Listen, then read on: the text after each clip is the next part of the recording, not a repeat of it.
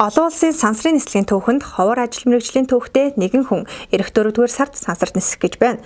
Тэр хүн бол Америкийн нэгдсэн улсын иргэн Джонатан Ким бөгөөд бага залуугаасаа Америкийн нэгдсэн улсын Тэнгисийн цэргийн хүчний тусгай ангид алба хаан дэлхийн халуун цэгүүдэд байлдааны даалгавар биелүүлж Харвардын их сургуульд суралцсан эмчийн дээд мэргэжил эзэмшиж одоо харин сансарт нисэх гэж байгаа нь энэ юм.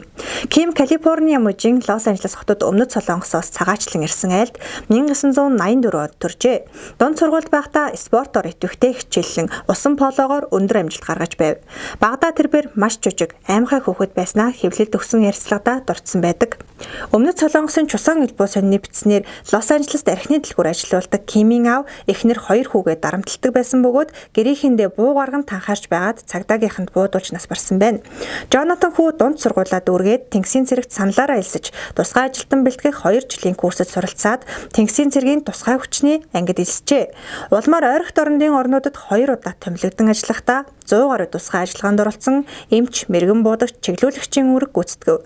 Тэрээр 2012 онд Сан-Диегогийн их сургуулийг математикийн шинжлэх ухааны бакалавр зэрэгтээ төгссөн бол 2016 онд Харвардын их сургуулийг дүүргэн ангаахын шинжлэх ухааны доктор зэрэг хамгаалжээ. Улмаар Массачусетсын их сургуулийн эмнэлэгт ажиллаж байгаад НАСА-гийн сансрын нисгэгчдийн отрядад элсэн байна. Ким Америкийн нэгдсэн улсын зэвсэг хүчний командлаас тусгай ажиллагаанд оролцож гавьяа байгуулсан алба хаагчид олгодог мөнгөн од, хүрэл од зэрэг хэд хэдэн медалийг хүртсэн бөгөөд мөнгөн одыг галын шугамаас Иракийн нэг бус шархсан цэргийг аварсны улмаас хүртжээ. 2023 оны байдлаар тэрээр Америкийн нэгдсэн улсын Тэнгисийн цэргийн хүчний ахлах дэстэгч цолтой байна.